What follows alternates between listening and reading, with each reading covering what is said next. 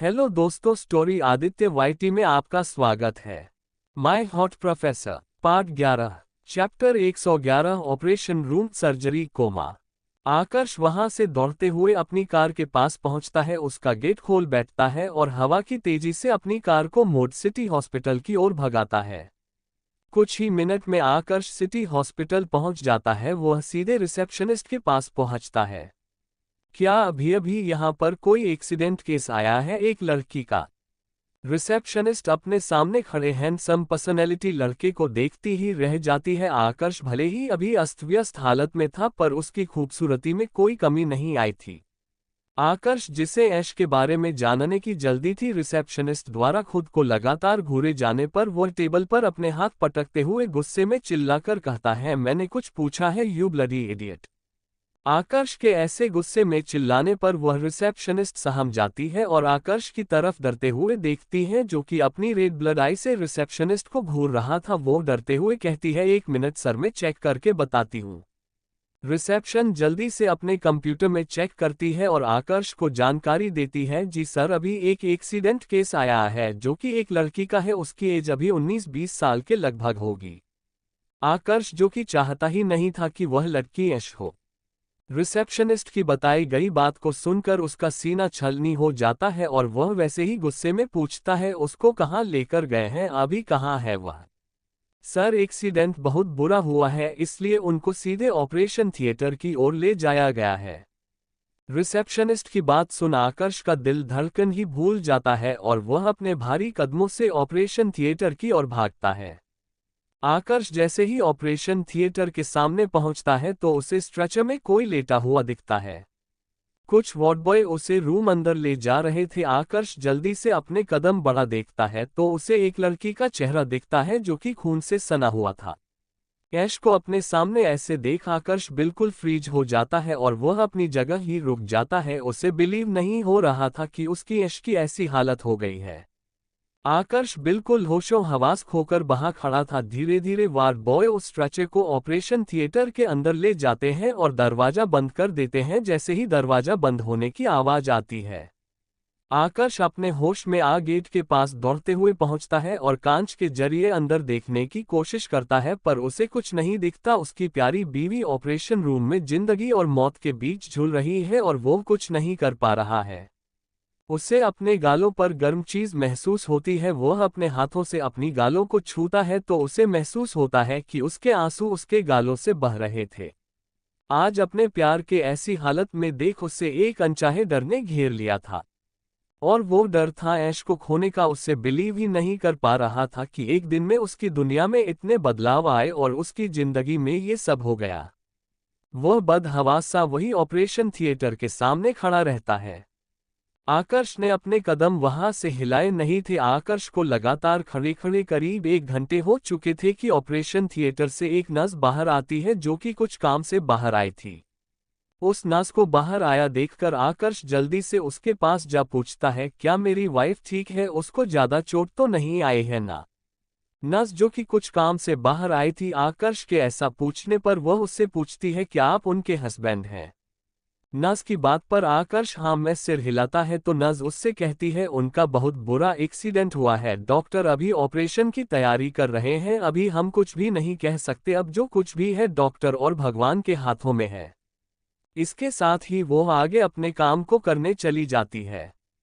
आकर्ष की रही सही उम्मीद भी उस नर्स के द्वारा कहे गए शब्दों ने तोड़ दी थी। आकर्ष को ऐसा महसूस हो रहा था कि किसी ने उसके शरीर से जान ही निकाल दी हो। उसका दिल धड़कना भूल गया था।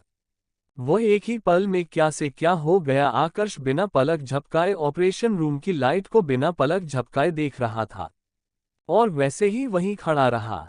नर्स, जो कि अभी बाहर आई थी, वापस रूम के अंदर जा रही थी। वह एक नज़र आकर्ष को देखती है और वापस रूम के अंदर चली जाती है। आकर्ष को वहां खड़े खड़े 2 घंटे बीत गए थे। अंदर सर्जरी चल रही थी। कुछ ही देर में पूरी डॉक्टरों की टीम रूम से बाहर आती है। आकर्ष डॉक्टर्स को बाहर आए देख उनके के पास जा पूछता है, क्या मेरी वाइफ ठीक है, उनका ऑपरेशन सक्सेसफुल रहा? डॉक्टर आश्चर्य से आकर्ष की तरफ देख रहे थे। डॉक्टर के कुछ ना बोलने पर आकर्ष चिल्लाते हुए कहता है, मैंने कुछ पूछा है आपसे, आप जवाब क्यों नहीं दे रहे हैं? क्या ऑपरेशन सही रहा? मेरी वाइफ ठीक तो हो जाएगी ना? आकर्ष के ऐसे चिल्लाने पर डॉक्टर सहम जाते हैं और डरते हुए जवाब देते हैं, देखिए उनका बहुत बड़ा एक्सीडेंट हुआ है, अभी हम कुछ नहीं कह सकते, हमसे जितना हो सकता था हमने कर दिया। उनके ब्रेन की एक सर्जरी हुई है, अब ये तो उनके होश आने के बाद ही पता चलेगा कि ऑपरेशन सक्सेसफुल रहा है कि नहीं, और यदि उन्हें 24 घंटे के अंदर होश नहीं आता है तो वह कोमा में भी जा सकती है और उनकी मौत भी हो सकती है। डॉक्टर की ऐसी बातें सुनकर आकर्ष को गुस्सा आ जाता है और उस डॉक्टर के गले पकड़ते हुए कहता है, हाउ डेयर यू, तुम ऐसा बोल भी कैसे सकते हो? तुमने इलाज ढंग से नहीं किया है, मैं कुछ नहीं जानता, मेरी बीवी मुझे सही सलामत चाहिए। वो डॉक्टर आकर्ष के ऐसा करने पर कहता है, हमने कोशिश की है, हम भगवान थोड़ी है जो पहले से बता दे। मैं कुछ नहीं जानता, मुझे मेरी बीवी सही सलामत चाहिए। आकर्ष ने उस डॉक्टर की गर्दन को बहुत तेजी से पकड़ा हुआ था।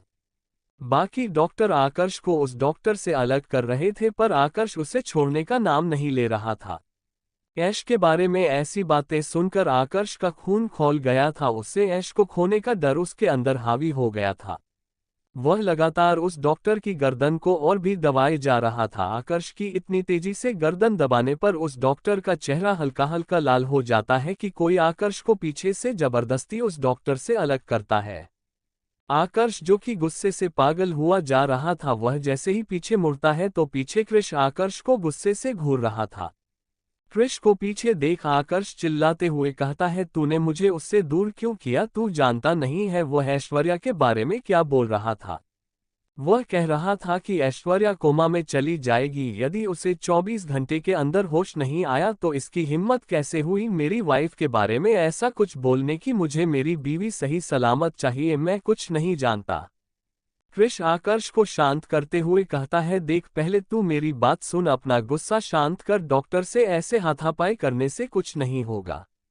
आकर्ष गुस्से में कृष के हाथ झड़कते हुए कहता है, तू मुझे शांत मत कर, यहाँ मेरी वाइफ की जान खतरे में है और तू मुझे शांत कर रहा है। मुझे ऐसा महसूस हो रहा है कि मेरी बॉडी से मेरी जान निकल रही है। ये सब कहते हुए आकर्ष की आंखों से आंसू आने लगते हैं। कृष आकर्ष की भावनाओं को समझते हुए उसे समझाता है, देख पहले तू मेरी बात सुन ले। आकर्ष गुस्से में कहता है, कैसे शांत हो जाओ, मेरा प्यार वहां मौत के मुंह में है और मैं कुछ कर नहीं सकता। अगर ऐश को कुछ हुआ तो मैं आकर्ष आगे कुछ कहता कि उसे पीछे से एक जानी पहचानी आवाज आती है। आकर्ष जैसे ही पीछे मुड़कर देखता है तो सामने खड़े शख्स को देख उसकी आंखें खुली रह जाती है और वह वापस कृष की ओर देखता है, जैसे कि उसकी आंखों ने जो देखा वो सच है, वो कृष के मुंह से सुनना चाहता हो। तो कृष उसे समझाते हुए कह रहा था, मैं तुझे यही समझाने की कोशिश कर रहा हूं। आकर्ष वैसे ही चौंकते हुए कहता है, पर ऐसा कैसे हो सकता है? चैप्टर 112 हूँ बहू इंटेंस किस चोट। आकर्ष गुस्से में बौखलाया लाया जा रहा था। कृष उसे समझाने की कोशिश कर रहा था पर वह काबू में ही नहीं आ रहा था। वह कृष की बात का जवाब चिल्लाते हुए देने ही वाला था कि उसे पीछे से एक जानी पहचानी आवाज सुनाई देती है, प्रोफेसर आप गुस्सा ना करें, मैं ठीक हूँ। पीछे से आता उस आवाज को सुन आकर्ष बिल्कुल सन्न रह जाता है और धीरे धीरे वह पीछे पलट कर देखता है तो पीछे खून से सने कपड़ों में ऐश्वर्या खड़ी थी। उसे देख आकर्ष को बिलीव नहीं होता कि उसकी प्यारी बीवी उसके सामने खड़ी हुई है। वह बिना किसी की परवाह किए सीधे ऐश के पास पहुंचता है और उसे अपने सीने से लगा लेता है। ऐश को अपने इतने नजदीक महसूस कर उसे उसके मन को इतनी शांति मिल रही थी कि वह बता नहीं सकता था। केवल 3-2 घंटे ऐश उससे दूर हुई थी पर उसे ये दूरियां सदियों के बराबर लग रही थी। इतने में ही उसकी जान निकल गई। पता नहीं क्या क्या ख्याल उसके मन में आकर चले गए, ये सोचकर ही कि उसकी ऐश को चोट लगी है और वह उससे दूर चली जाएगी। आकर्ष हर पल मरा था। ऐश जो कि आकर्ष के सीने से लगी थी, आकर्ष के इतनी तेजी से धड़कते दिल को महसूस कर पा रही थी। वह आकर्ष का डर समझते हुए धीरे धीरे अपने हाथों को उसकी पीठ में फिराने लगती है। आकर्ष ने उसे इतनी कसकर पकड़ा था कि अगर उसने थोड़ी सी भी ढील की तो ऐश उससे दूर चली जाएगी। आकर्ष ऐश से थोड़ा सा दूर हो उसके चेहरे को पकड़ते हुए कहता है, तुम ठीक हो ना बीवी, तुम्हें चोट तो नहीं लगी? जान ही निकाल दी थी तुमने तो मेरी।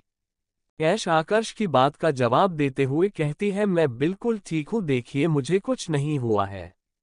आकर्ष लगातार ऐश के चेहरे में देख रहा था, उसे ऐसा लग रहा था कि उसने एक भी नजर अगर ऐश से हटाई तो वो गायब हो जाएगी और वो ऐश को खो देगा। वह बिना किसी की परवाह किए ऐश के चेहरे को पकड़ उसके होठों से अपने होंठ जोड़ लेता है और उसे डेस्परेटली किस करने लगता है। आकर्ष ऐश के लिप्स को काटते हाई सक कर रहा था। आकर्ष के ऐसे किस करने पर ऐश उसे खुद से दूर नहीं करती, क्योंकि आकर्ष के किस में उसे उसकी केयर और कंसर्न दिख रही थी। आकर्ष के होंठ कांप रहे थे, फिर भी वह ऐश के होठों को शक किया जा रहा था, जैसे कि खुद को यकीन दिलाना चाहता हो कि ऐश ठीक है और उसके सामने है। ऐश भी आकर्ष को किस बैक करने लगती है। दोनों सभी की मौजूदगी को नजरअंदाज कर एक दूसरे को किस करने में खोए हुए थे। जिस डॉक्टर के गले को आकर्ष ने पकड़ा था वह डरते हुए आकर्ष की तरफ देख रहा था। उसे तो यकीन नहीं हो रहा था कि ये वही शख्स है जो कुछ देर पहले उसके लिए यमराज था। वो चुपचाप वहां से निकल जाता है। उस डॉक्टर को जाते हुए देख बाकी डॉक्टर भी एक एक कर चलते बन रहे थे। उनमें से एक डॉक्टर क्रिश को इशारा कर अपने केबिन में चला जाता है। जब काफी देर ऐश को किस करके आकर्ष के दिल को सुकून मिलता है कि ऐश सच में उसके सामने है और वह उसे महसूस कर सकता है, तो वह धीरे धीरे ऐश के होठों को छोड़ता है और उसके माथे पर किस कर उससे अपना माथा जोड़कर खड़ा हो जाता है। काफी देर तक ऐसे ही खड़े रहने के बाद आकर्ष को एकदम से ख्याल आता है कि उस रोड पर इतना सारा खून गिरा हुआ था। वह ऐश से दूर हो उसे ऊपर से नीचे तक देखता है, पर ऐश के कपड़ों में इतना सारा खून देख वह घबरा जाता है। फिर उसे याद आता है कि जब वह दौड़ते हुए ऑपरेशन थिएटर की ओर आ रहा था तो उसने एक लड़की को स्ट्रेचर पर लेटे हुए देखा था जो कि हूबहू ऐश के जैसे दिख रही थी। वो क्रिश की तरफ मुड़ता है और कहता है, पर यह कैसे हो सकता है? मैन स्ट्रेचर पर लेटी लड़की जो कि ऐश्वर्या के जैसे हूबहू लग रही थी, उसे मैंने ऑपरेशन थिएटर के अंदर जाते हुए देखा था, पर ऐश यहाँ खड़ी है तो अंदर कौन है? आकर्ष की बात सुन क्रिश उसे समझाते हुए कहता है, मैं भी तुझे यही बताने वाला था लेकिन तू मेरी बात सुनने का नाम ही नहीं ले रहा था। आकर्ष ऐश के एक हाथ को पकड़ उसे अपनी तरफ खींच सीने से लगाता है और क्रिश की बात पूरी सुनने लगता है। जहां पर भाभी का एक्सीडेंट हुआ है वहां वह कार भाभी के सामने ही आ रही थी, पर उस लड़की ने भाभी को बचाया और भाभी को बचाने के चक्कर में उस लड़की को चोट लग गई। जैसे ही आंटी ने मुझे कॉल किया एक्सीडेंट के बारे में, मैं तुरंत यहां चला आया और मैंने जैसे ही उस लड़की को देखा तो मैं खुद चौंक गया कि वह लड़की बिल्कुल हूबहू भाभी के जैसे ही दिख रही थी। अगर उसके फेस से ब्लड को साफ कर दिया जाए तो एक नज़र में वह भाभी के जैसे ही लगेगी, पर भाभी मेरे सामने खड़ी थी इसलिए उस समय मैंने कुछ नहीं कहा। अब ये तो हमें उस लड़की के होश आने के बाद ही पता चलेगा कि वह कौन है और उसका चेहरा इतना भाभी से कैसे मिलता है। क्रिश की पूरी बात सुन आकर्ष सुकून से अपनी आंखें बंद कर लेता है। उसे यह जानकर शांति मिलती है कि उसकी ऐश को कुछ नहीं हुआ है। वह दोबारा ऐश की तरफ देखता है तो उसकी नज़र ऐश के माथे पर जाती है जिसमें पट्टी बंधी थी। वह ऐश की पट्टी को छूते हुए कहता है, तुम्हें चोट लगी है क्या? तुम्हें इस एक्सीडेंट में ये चोट लगी? तुमने डॉक्टर को दिखाया कि बस पट्टी बस कर ली है? चलो तुम मेरे साथ पहले एक्सरे करो अपना।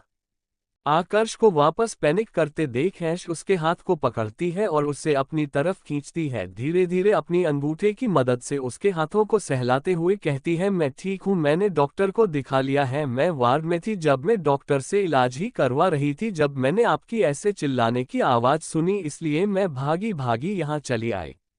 ऐश की पूरी बात सुना आकर्ष वापस से उसे गले से लगाता है और पूछता है, मॉम, दादी माँ, चाची माँ कहाँ पर है? तुम अकेली हो यहाँ पर? नहीं, सभी यहीं थे, पर दादी माँ बहुत ज्यादा थक गई थी इसलिए मॉम और चाची माँ उनको छोड़ने नीचे गई हुई हैं। मैं अपनी पट्टी करवा रही थी जब मैंने आपकी आवाज़ सुनी इसलिए मैं बाहर आ गई उस रूम से।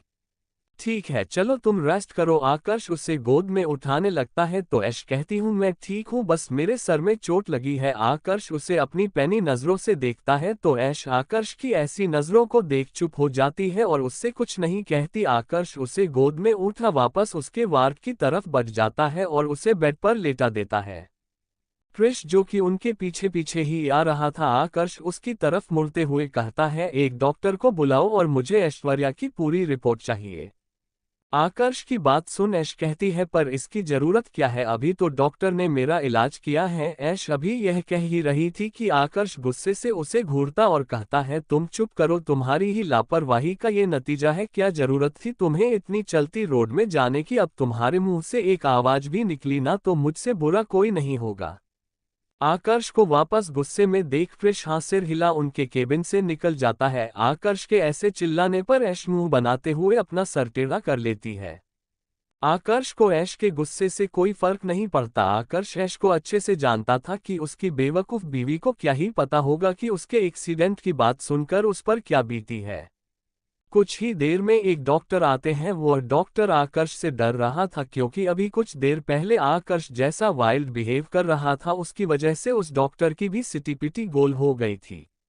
जब आकर्ष ने चिल्लाते हुए दूसरे डॉक्टर की गर्दन को दबा रहा था तब वह डॉक्टर ऐश का इलाज कर रहा था। दोनों ही आकर्ष की आवाज सुनकर वार्ड से बाहर निकलकर देखते हैं तो आकर्ष गुस्से में उस डॉक्टर पर हावी हो रहा था। वह डॉक्टर डरते हुए ऐश को एग्जामिन करता है और आकर्ष की तरफ मुंह अड़ते हुए कहता है, ये डॉक्टर के ऐसे हकलाने पर आकर्ष चिल्लाते हुए कहता है, हकलाते ही रहेंगे कि क्लियर आवाज में कहेंगे? आकर्ष के ऐसे चिल्लाने पर वह डॉक्टर सहम जाता है। डॉक्टर को डरता देख ऐश आकर्ष को घूरती और कहती है, क्या आप चिल्लाना बंद करेंगे? वह आपसे डर रहे हैं। आकर्ष अपने गुस्से से भरी आंखों से ऐश को देखता है तो ऐश अपना मुंह बंद करती है और डॉक्टर जल्दी जल्दी कहता है, इनको ज्यादा चोट नहीं आई है, थोड़ी सी खरोच थी जिसमें मैंने बैंडेज कर दी है, आप इनको कल घर लेकर जा सकते हैं। मैं कुछ दवाएं लिख दे रहा हूं जिससे इनको दर्द नहीं होगा, कल तक ये ठीक हो जाएंगी, ज्यादा फिक्र की बात नहीं है। डॉक्टर की बात सुन आकर्ष हाँ में सिर हिलाता है तो वह डॉक्टर जल्दी से केबिन से बाहर निकल जाता है। ऐश लगातार आकर्ष को घूर रही थी। आकर्ष उसे इग्नोर कर आकर्ष वही लगे सोफे पर बैठता है और अपनी गर्दन को सोफे पर टिका अपनी आंखें बंद कर लेता है। उसे अब अच्छा महसूस हो रहा था। Chapter 113 hospital romance punishment. Aakarsh सोफे पर सुकून से बैठा ही था कि उसे रूम में किसी के आने की आहट होती है। वह अपनी आंखों को खोलता है तो आकृति जी और अनिशा जी रूम में आ रही थी। आकर्ष को देख आकृति जी को याद आता है कि जब आकर्ष ने कॉल किया था तो उसने ऐश का नाम ले इतनी जोर से चिल्लाया था और आकर्ष उनसे आगे की बात जानना चाहता था पर वह उसे कुछ ना बता पाने की स्थिति में नहीं थी, इसलिए उन्होंने कॉल कट कर दिया था। आकृति जी को एहसास होता है कि उन्होंने गलती की। आकर्ष प्रसन्न हुआ होगा, इसलिए वह आकर्ष के पास जाते हुए कहती है, बेटा उस समय जो सिचुएशन थी उसके अनुसार ही मैंने रिएक्ट किया। उस समय मुझे ऐश के पास जाना सही लगा इसलिए मैं उसके पास गई। आकर्ष भी अपनी माँ की बात समझ रहा था इसलिए ज्यादा कुछ नहीं कहता। कुछ ही देर में उस रूम में क्रिश आता है। क्रिश को देख अनीशा जी और आकृति जी क्रिश से जानना चाहती थी कि आखिर जिसका एक्सीडेंट हुआ है वह लड़की ऐश से इतनी मिलती जुलती क्यों है और उसके ऑपरेशन का क्या हुआ। आकृति जी खड़ी होकर क्रिश के पास जाती है और कहती है, बेटा क्या हुआ उस लड़की का, क्या वह आप ठीक है? नहीं मॉम, अभी कुछ नहीं कह सकते हैं, ऑपरेशन तो सक्सेसफुल रहा है पर 24 घंटे बाद जब उन्हें होश आएगा तभी पता चलेगा। यदि उन्हें 24 घंटे में होश नहीं आता तो वह कोमा में भी जा सकती हैं।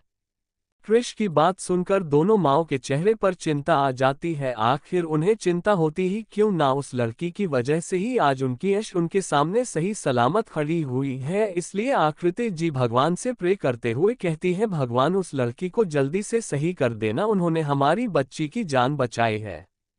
दोनों को परेशान देख क्रिश उन्हें साइड से हक करते हुए कहता है, आप टेंशन मत लीजिए चाची माँ और मॉम, वह ठीक हो जाएगी, हम लोग पूरी कोशिश कर रहे हैं। आप लोग सुबह से परेशान हैं, एक कम कीजिए, आप लोग भी घर चले जाइए। अनीशा जी मना करने ही वाली थी कि आकर्ष की बात सुन वह चुप हो जाती है। आकर्ष दोनों को घर जाने के लिए कह रहा था पर बेटा ऐश को डिस्चार्ज भी नहीं मिला है और अभी वह लड़की भी यहाँ अकेली है। उसने हमारी ऐश की जान बचाई है तो ऐसे हम उसे अकेला छोड़कर नहीं जा सकते। तो मोम, मैं हूँ यहाँ पर, ऐश को जब तक डिस्चार्ज नहीं मिलता मैं हूँ यहाँ पर। उस लड़की के बारे में भी आप लोगों को समय समय पर खबर देता रहूंगा। आप लोग परेशान मत होइए, वहाँ दादी माँ भी परेशान है, इसलिए आप दोनों चले जाइए। आकर्ष क्रिश को दोनों को घर छोड़ने के लिए कहता है। दोनों माँ ऐश को ख्याल रखने का बोल वहां से घर की ओर निकल जाती है। ऐश जिसे अब उसके पहने हुए कपड़ों में चिपचिपाहट लग रही थी, ऊपर से उसके कपड़े खून से भरे हुए थे। वो फ्रेश होने का सोचकर बाथरूम जाने के लिए जैसे ही बेड से उठती है, आकर्ष की भारी आवाज सुन उसके कदम वहीं रुक जाते हैं। कहाँ जा रही हो? ऐश आकर्ष को देखती है जो कि अपनी किलर आय से उसे ही देख रहा था। आकर्ष द्वारा ऐसे देखे जाने से ऐश की सांस गले में अटक जाती है। ऐश बेसे ही अटकते हुए कहती है, मुझे फ्रेश होना है, मेरे कपड़े गंदे हैं। आकर्ष एक नज़र ऐश को देखता है और उसके कपड़ों को जो कि वाकई गंदे थे उनमें खून लगा हुआ था। आकर्ष अपनी जगह से उठ ऐश के पास पहुंचता है और सीधे ऐश को गोद में उठा बाथरूम की ओर बढ़ता है। ऐश तो आकर्ष की तेजी देखते ही रह गई थी। आकर्ष सीधे ऐश के वॉश बेसिन के पास बिठाल बाथरूम से बाहर चला जाता है। आकर्ष को बाहर जाता देख ऐश खुश हो ही रही थी कि आकर्ष वापस आता है और बाथरूम अंदर से लॉक कर देता है। ऐश जिसे राहत मिली ही थी वो पल भर में गायब ही हो गई। आकर्ष ऐश के सामने खड़े हो उसके कपड़े रिमूव करने लगता है। आकर्ष के ऐसा करने पर ऐश उसे रोकते हुए कहती है, आप ये क्या कर रहे हैं? आकर्ष ऐश के कपड़े एक एक कर निकालते हुए बिना किसी भाव के कहता है, शॉवर लेने में तुम्हारी हेल्प। आकर्ष के ऐसा कहने पर ऐश उसे खुद से दूर करते हुए कहती है, मेरे माथे में चोट है, मेरे हाथ पैर सही है, मैं खुद कर सकती हूँ, आप परेशान मत होइए। पर आकर्ष उसकी बातों को इग्नोर कर लगभग ऐश के कपड़े निकाल चुका था। अभी ऐश के ऊपरी भाग में केवल अंडरगारमेंट थी और आकर्ष नीचे का रिमूव कर था। ऐश लगातार आकर्ष को मना कर रही थी पर आकर्ष उसकी सुन ही नहीं रहा था। वो अपने काम में लगा हुआ था। ऐश के गारमेंट्स को छोड़ सारे कपड़े निकालने के बाद आकर्ष बाथटब में पानी भरता है। ये वीआईपी रूम था जिसमें सारी सुविधाएं थी। ऐश आकर्ष को अपने मन का करने दे रही थी। बाथटब भरने के बाद आकर्ष अपने भी कपड़े रिमूव करने लगता है। आकर्ष को कपड़े रिमूव करते देख ऐश झल्लाते हुए कहती है, अब आप ये क्या कर रहे हैं? पर आकर्ष उसकी बात का अभी भी कोई जवाब नहीं देता है। अब आकर्ष अपनी अंडरवियर में था। आकर्ष को ऐसे देख ऐश के गाल लाल हो रहे थे। आकर्ष ऐश को गोद में उठा सीधे बाथटब में बैठ जाता है। ऐश आकर्ष के ऐसा करने पर पानी पानी हुई जा रही थी, उससे बहुत शर्मा रही थी। आकर्ष धीरे धीरे अपने हाथों से ऐश की बॉडी साफ करने लगता है। ऐश भी शर्म को छोड़ आकर्ष के साथ बाथटब में बात एंजॉय करने लगती है। धीरे धीरे ऐश को महसूस होता है कि उसके उभार ढीले पड़ रहे हैं। वो नीचे देखती है तो आकर्ष ने उसकी ब्रा निकाल दी थी। ऐश अपने उभारों को अपने हाथ से छुपाने लगती है। आकर्ष ऐश को हल्का उठा उसकी अंडीज भी निकाल देता है। ऐश अब और भी शर्मा रही थी। उसके शर्माने की हद पर जब होती है जब आकर्ष अपना भी आखिरी कपड़ा अपनी बॉडी से अलग कर देता है। अब ऐश को आकर्ष का हॉट और हार्ड पार्ट निचले एरिया में महसूस हो रहा था क्योंकि आकर्ष ने उसे अपनी गोद में बिठाया था। आकर्ष के हार्ड पार्ट को अपनी सॉफ्टनेस में महसूस कर ऐश की बॉडी में भी हलचल हो रही थी। आकर्ष ऐश के ब्रेस्ट को साफ करते हुए उन्हें अपनी मुट्ठी में कस लेता है। आह! आकर्ष के अचानक हमले से ऐश की आह निकल जाती है। ऐश दर्द से भरी आंखों से आकर्ष की तरफ देखकर कहती है, आराम से कीजिए, दर्द हो रहा है। पर आकर्ष उन्हें वैसे ही हार्डली मसले जा रहा था। ऐश लगातार दर्द से चिल्ला रही थी। आकर्ष ऐश को खुद से चिपकाते हुए उसके कान में अपनी गर्म सांसों को छोड़ते हुए कहता है, बीवी। आकर्ष की इतनी डरावनी आवाज सुन ऐश डरते हुए कहती है, जी। क्या आज तुम उस मानस के साथ थी? आकर्ष ये पूछते हुए लगातार ऐश की गर्दन में चूम रहा था।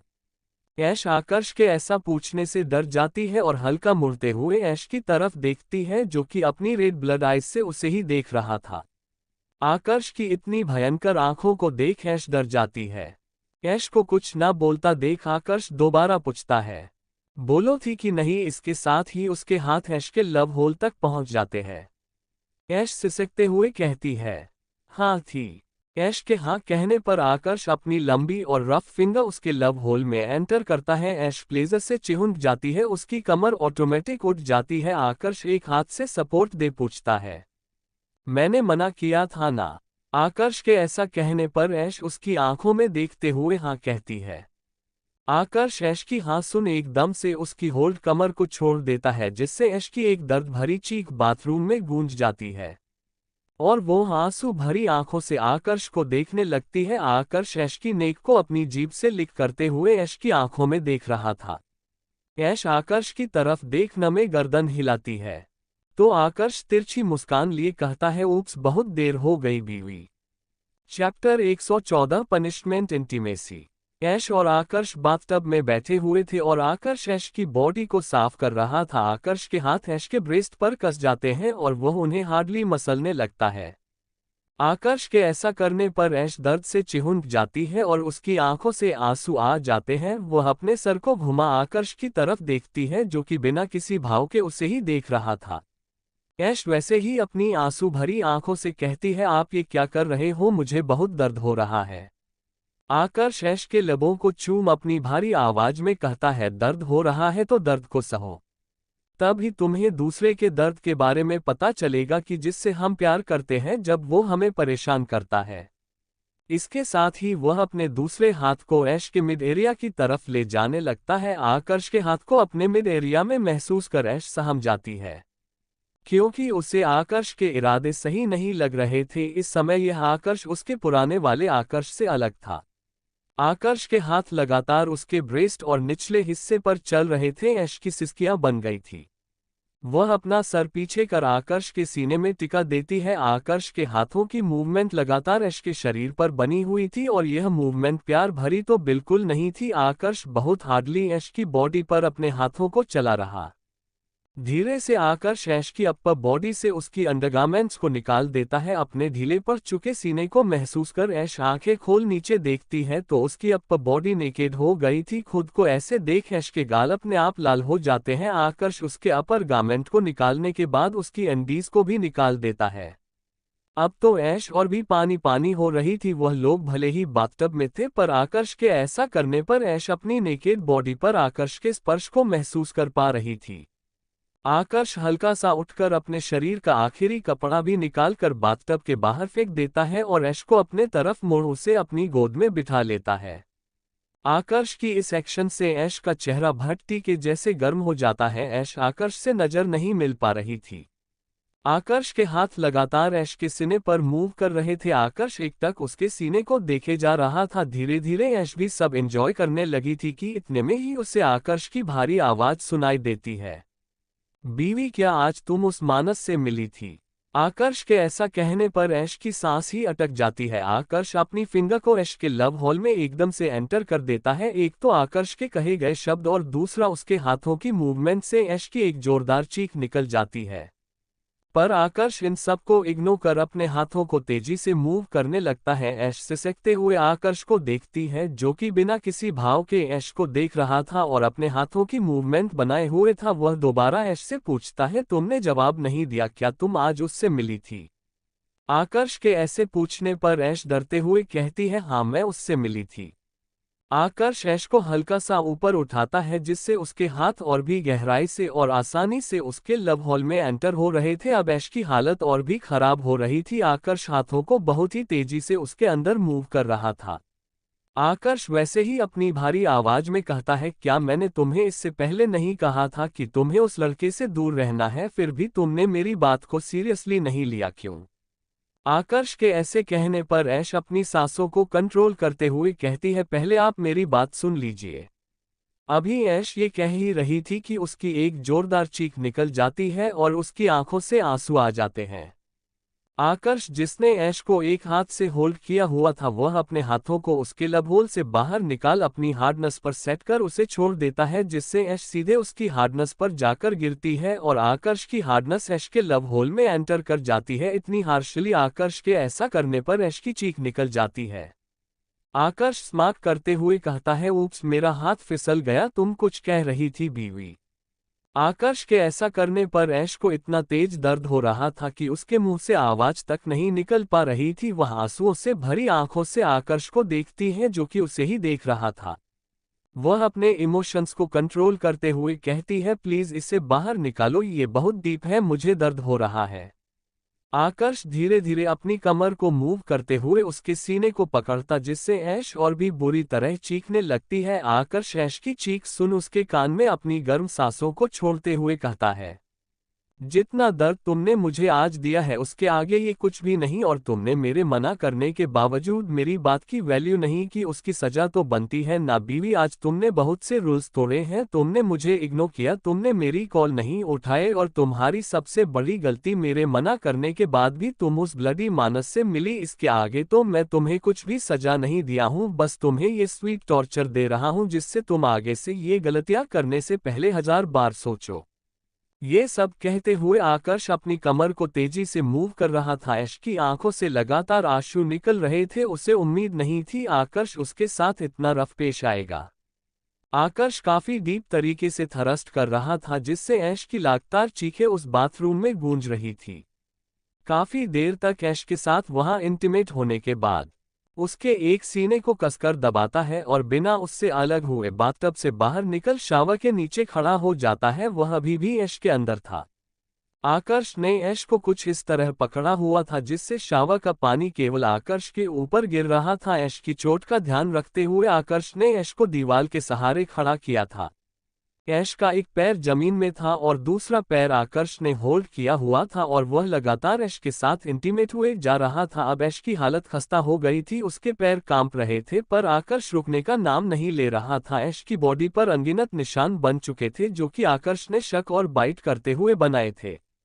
ऐश का सीना बिल्कुल लाल हो चुका था और उसमें भी बाइट के निशान थे। अभी भी आकर्ष बिना रुके लगातार ऐश की अंदर थरस्ट कर रहा था और उसके सीने को अपने मुंह में भरे सक्सप किए जा रहा था। ऐश के मुंह से लगातार सिसकियां की आवाज आ रही थी, उसका पूरा चेहरा लाल हो गया था पर आकर्ष है कि रुकने का नाम ही नहीं ले रहा था। काफी देर तक बाथरूम में इंटीमेट होने के बाद जब आकर्ष ऐश की तरफ देखता है तो वह बिल्कुल थक चुकी थी, उससे ऐश की बॉडी में कपकपी महसूस हो रही थी। वह वैसे ही ऐश को उठाए सीधे रूम में आता है और बेड पर ऐश लिटा बिना किसी वार्निंग के वापस उसके अंदर एंटर हो जाता है। अब ऐश की क्षमता कमजोर हो गई थी। वह आकर्ष की पीठ पर अपने नाखूनों से नोचते हुए कहती है, प्लीज रुक जाए, मुझे बहुत दर्द हो रहा है, मैं थक चुकी हूँ प्रोफेसर। आकर्ष जो कि अपनी कमर को लगातार तेजी से मूव कर रहा था, ऐश के ऐसा करने पर एक नज़र उसके चेहरे पर देखता है और उसके होठों पर अपने होंठ रख उन्हें किस करते हुए अपनी कमर को हार्डली एंटर करता है जिससे ऐश चीख उसके मुंह में ही रह जाती है क्योंकि आकर्ष उसे किस कर रहा था। आकर्ष ऐश के होठों से अलग हो उसकी आंखों में देखते हुए कहता है, बीबी कहो कि तुम सिर्फ मेरी हो। वह अपनी सांसों को कंट्रोल कर अपने सन की पति को देख रही थी जिसका अलग ही रूप आज उसे देखने मिल रहा था। इसके कुछ न कहने पर आकर्ष तेजी से ऐश की बॉडी से बाहर आ एकदम से एंटर करता है जिससे ऐश रोते जैसी आवाज निकाल कहती है, मैं सिर्फ आपकी हूँ प्रोफेसर, हम यू आर ओनली माइन। उसके साथ ही वह अपनी कमर को तेजी से मूव करने लगता है। करीब आधे घंटे बाद आकर्ष अपने क्लाइमैक्स पर पहुंच जाता है और ऐश के अंदर ही अपने आप को रिलीज करता है। उसकी बॉडी ऐश के ऊपर थी। आकर्ष के रुकने पर ऐश चैन की सांस लेती है, उसमें बिल्कुल भी ताकत नहीं थी कि वह आकर्ष को खुद के ऊपर से हटा पाए। आकर्ष अभी भी लगातार उसके कान में कह रहा था, तुम सिर्फ मेरी हो, तुम पर और तुम्हारी बॉडी पर सिर्फ मेरा हक है। काफी देर तक ऐश बॉडी के अंदर ही रहने के बाद आकर्ष एकदम से खुद को बाहर निकालता है। आकर्ष के ऐसा करने पर ऐश वापस से चीखती है। आकर्ष एक नज़र ऐश को देख तुरंत बाथरूम में जाता है और एक टॉवेल ऐश के निचले एरिया में फैले फ्लूइड को उसकी बॉडी से पोंछता है और ऐश के बाजू से लेट दोनों को चादर से कवर कर लेता है। ऐश जो कि कुछ ही देर में सो जाती है पर आकर्ष एक सनकी के जैसे ऐश के चेहरे को देख रहा था और लगातार उसके माथे पर किस किया जा रहा था। चैप्टर 115 सुबह रोमांस और थकान। सुबह का समय। ऐश धीरे धीरे अपनी आंखों को खोलती है तो उसे महसूस होता है कि कोई लगातार उसकी बॉडी में हाथ फेर रहा है। एकदम से उसे अपने सीने पर दर्द महसूस होता है। वह जैसे ही अपनी आंखों को पूरा खोलती है तो आकर्ष ऐश के ऊपर था और वह लगातार ऐश को देखते हुए उसके एक सीने को मुंह में भरकर शक किया जा रहा था। आकर्ष को वापस से अपने ऊपर देख ऐश को गुस्सा आने लगता है और वह मन ही मन आकर्ष को कोसते हुए कहती है, इस मॉन्स्टर के पास इतना स्टेमिना है, कल 3 से 4 घंटे मुझे परेशान करने के बाद भी यह सुबह वही हरकतें कर रहे हैं। मैं क्या करूं, क्या जरूरत थी तुझे ऐश इस राक्षस को जगाने की, बहुत दोस्ती का हाथ बढ़ाने चली थी ना उस मानस की तरफ, अब झेल ये भगवान, में क्या करूं। आकर्ष ऐश के बनते बिगड़ते चेहरे के भावों को देख रहा था। वह एक हाथ को ऐश की निचली बॉडी में ले जा अपनी लॉन्ग फिंगर को उसकी सॉफ्टनेस में एंटर करता है। ऐश जो कि अपने ही ख्यालों में खोई हुई थी, आकर्ष के ऐसा करने पर चिहुन खो जाती है और वह तुरंत आकर्ष की तरफ देखती है। आकर्ष ऐश के सीने को अपने मुंह से निकाल ऐश के कान के पास आता है और उसके ईयर लॉब को चूमते हुए कहता है, मैं सामने हूं फिर भी तुम मुझे छोड़ किसी और के ख्यालों में खोई हुई हूं। क्या मैं जान सकता हूं वह कौन है जो मुझसे भी जरूरी है मेरी बीवी के लिए? आकर्ष के ऐसा कहने पर ऐश हकलाते हुए कहती है, मैं किसी के भी ख्यालों में नहीं खोई हूं। सबसे पहले तो आप मेरे ऊपर से उठिए प्रोफेसर। कल से आपका मन नहीं भरा क्या? आप सुबह भी यह सब कर रहे हैं? क्या भूल गए हैं कि हम इस समय अस्पताल में हैं और यहाँ कोई भी आ सकता है? ये हमारा बेडरूम नहीं है। ऐश के ऐसा कहने पर आकर्ष अपनी एक भौं को ऊपर करता है और अपने हाथों के मूवमेंट बढ़ाते हुए तेजी से अपनी उंगलियों को इन और आउट करने लगता है। ऐश जो कि आकर्ष की निचले बार को भूल गई थी, आकर्ष के ऐसा करने पर सिसकने लगती है। आकर्ष तिरछी मुस्कान लिए ऐश को देखता और कहता है, पर तुम्हें देखकर तो बिल्कुल नहीं लगता कि तुम्हें याद है कि यह हॉस्पिटल है। देखो तुम अभी भी मुझे महसूस करने के लिए तैयार हो। उफ यू आर सो वेट। आकर्ष के ऐसा कहने पर ऐश के गाल लाल हो जाते हैं और वह शर्माते हुए कहती है, ऐसा कुछ नहीं है, ये सब आपकी वजह से हुआ है। आपको क्या जरूरत थी सुबह सुबह ये सब करने की? आकर्ष ऐश के होठों पर किस करते हुए कहता है, मैंने ऐसा क्या कर दिया? मैं तो बस अपनी बीवी पर अपना हक जाता रहा था। क्या मुझे हक नहीं है अपनी बीवी की बॉडी को प्यार करने का? बोलो। इसके साथ ही वह वापस से ऐश के एक सीने को मसलते हुए दूसरे को अपने मुंह में लेकर तेजी से शक करने लगता है। ऐश तो आकर्ष की इस अदा को देखते ही रह गई थी। उसकी वापस से सिसकियां बन जाती हैं। आकर्ष जब देखता है कि यश अब ज्यादा ही आउट ऑफ कंट्रोल हो रही है तो वह अपने हाथों की मूवमेंट बंद करता है और ऐश के पैरों को एडजस्ट कर धीरे से अपनी हार्डनेस को ऐश की सॉफ्टनेस में रगड़ने लगता है। आकर्ष के ऐसा करने पर ऐश ऑटोमेटिक प्लेजर से अपनी गर्दन को पीछे कर लेती है। ऐश के ऐसा करने पर आकर्ष तिरछी मुस्कान लिए उसकी बॉडी में एंटर कर जाता है और तेजी से तथरस्ट करने लगता है। उसका हाथ ऐश के ब्रेस्ट को मसल रहे थे। ऐश अपने दोनों पैरों को आकर्ष की कमर में रैप कर लेती है। आकर्ष अपनी कमर को तेज तेज मूव करने लगता है। करीब आधा घंटा की लव मेकिंग के बाद आकर्ष खुद को ऐश की बॉडी से बाहर निकालता है और उसे गोद में उठा सीधे वॉशरूम के अंदर जाता है। बाथरूम में ऐश की पूरी बॉडी को क्लीन करने के बाद वह उसे बाथरॉब पहना बाहर लाता है। बाहर एक पैकेट में उन दोनों के कपड़े रखे हुए थे। आकर्ष ऐश को कपड़े पहनाता है, उसके बालों को सही कर उसे बेड पर लेटा खुद अपने कपड़े पहनता है। ऐश गौर से लगातार आकर्ष को देख रही थी। उसकी नज़र अपने आप ही आकर्ष के निचले पार्ट की ओर जाती है जो कि अभी भी हार्ड था। उसे देख वापस से ऐश का चेहरा गर्म होने लगता है। ऐश को वापस से ऐसे ब्लश करते देख आकर्ष उसकी नज़रों का पीछा करता है जो कि उसके निचले हिस्से पर थी। आकर्ष तिरछी मुस्कान लिए ऐश के सामने जा कहता है, लगता है मेरी बीवी का मन अभी भी नहीं भरा है। कोई बात नहीं बीवी, यहाँ से डिस्चार्ज होने के बाद मैं तुम्हें बहुत अच्छे तरीके से सेटिस्फाइड करूंगा। अभी यह वक्त सही नहीं है, हम रूम में चलकर काफी लॉन्ग टाइम लव मेकिंग करेंगे। ओके तुम दिल छोटा मत करो। आकर्ष के ऐसा कहने पर ऐश का मुंह खुला ही रह जाता है और उसका मन खुद को थप्पड़ मारने का कर रहा था। आखिर वह आकर्ष को ऐसी लस्टफुल नजरों से कैसे देख सकती है? और यह उसका हावसी हस्बैंड। लगातार इसके मन में मेकिंग ही चलती रहती है। क्या वह अपनी नजरों को आकर्ष के ऊपर से हटा दूसरी तरफ देखने लगती है कि इतने में ही उनको गेट थपथपाने की आवाज आती है। आकर्ष ने अपने कपड़े पहन लिए थे। वह गेट खोलता है तो सामने अनोखी परेशान सी खड़ी थी। गेट खोलते ही वह बिना आकर्ष के ऊपर ध्यान दिए दंदनाते हुए अंदर घुस आती है और सीधी ऐश के पास जा उसे गले लगा लेती है। ऐश जिसकी बॉडी में अभी भी दर्द था और खासकर उसके सीने में अनोखी के ऐसे गले लगाने पर उसके सीने में दर्द होता है और उसकी दर्द से आह निकल जाती है। आकर्ष जो कि ऐश के हर एक मूवमेंट को देख रहा था, ऐश को दर्द में देख वह तुरंत ऐश के पास जाता है। अनोखी ऐश से अलग हो तुरंत उससे पूछती है, क्या तुम ठीक हो? मैंने तुम्हारी चोट को हट कर दिया क्या? दिखाओ मुझे कहाँ लगी है तुम्हें? अनोखी के ऐसा पूछने पर ऐश के गाल लाल हो जाते हैं। अब वह क्या ही अपनी फ्रेंड को बताती कि उसे कहाँ दर्द हो रहा है। ये सब उसके मॉन्स्टर हस्बैंड के कारण हुआ है जिसने कल रात तो उसे थकाया ही और सुबह भी नहीं छोड़ा। ऐश तिरछी नजरों से आकर्ष की तरफ देख रही थी, जो कि हल्की स्माइल लिए उसे देख रहा था। आकर्ष की ऐसी स्माइल देख ऐश और चिढ़ जाती है और उससे नजरें हटा अनोखी से कहती है, वह गिरने के कारण मेरी बॉडी में हल्का दर्द है जिसके कारण ऐसा हुआ। अनोखी ऐश के चेहरे पर देखती है जिस पर उसे थकान दिख रही थी। वह इसके चेहरे को पकड़कर कहती है, हाँ तुम्हारे चेहरे पर थकान भी दिख रही है, ऐसा लग रहा तुम सोई नहीं क्या, कुछ ज्यादा ही दर्द हो रहा था तुम्हें जो तुम्हें नींद नहीं आई रात भर। अनोखी के ऐसा कहने पर ऐश तिरछी नजरों से आकर्ष को देख रही थी, जो कि आराम से सोफे में बैठा अपने एक पैर पर दूसरे पैर को रखे अपने एक पैर को हिला रहा था। उसे आकर्ष पर बहुत गुस्सा आ रहा था। यह उसका हस्बैंड बेड पर पहुंचते ही एक बीस्ट बन जाया करता था और कल उसने इतनी रफ तरीके से ऐश के साथ लव मेकिंग की जिसके कारण उसकी बॉडी में आज भी दर्द है, ऊपर से सुबह भी थका डाला इस राक्षस ने।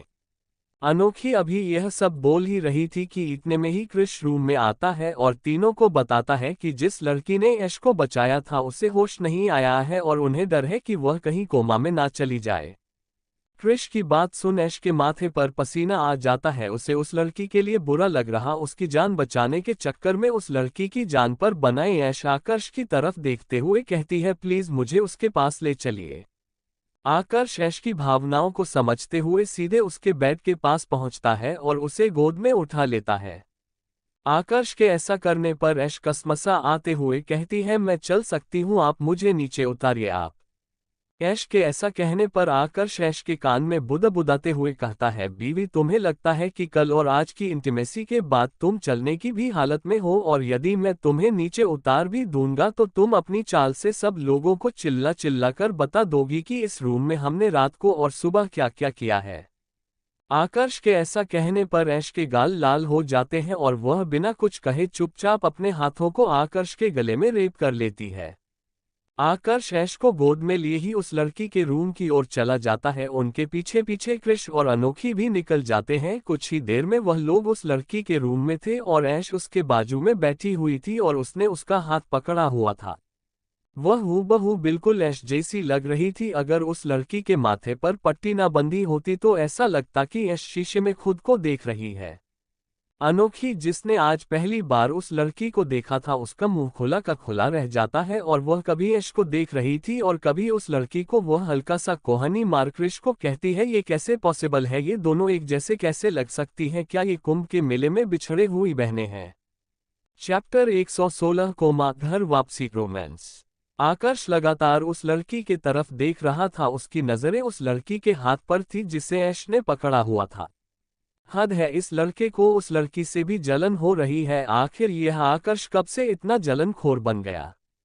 उन लोग अभी उस लड़की को देख ही रहे थे कि इतने में ही जिन डॉक्टरों ने कल इसकी सर्जरी की थी वह सभी आ जाते हैं। उनमें से एक डॉक्टर सबसे पीछे छुपा हुआ था, जिसका गला कल आकर्ष में पकड़ा हुआ था। वह उनका हेड डॉक्टर था और वही इस सर्जरी को लीड कर रहा था। उस डॉक्टर को ऐसे फिर से छिपने से क्रिश उससे कहता है, डॉक्टर मेहरा, क्या आप बाहर आकर बताएंगे कि पेशेंट की हालत कैसी है।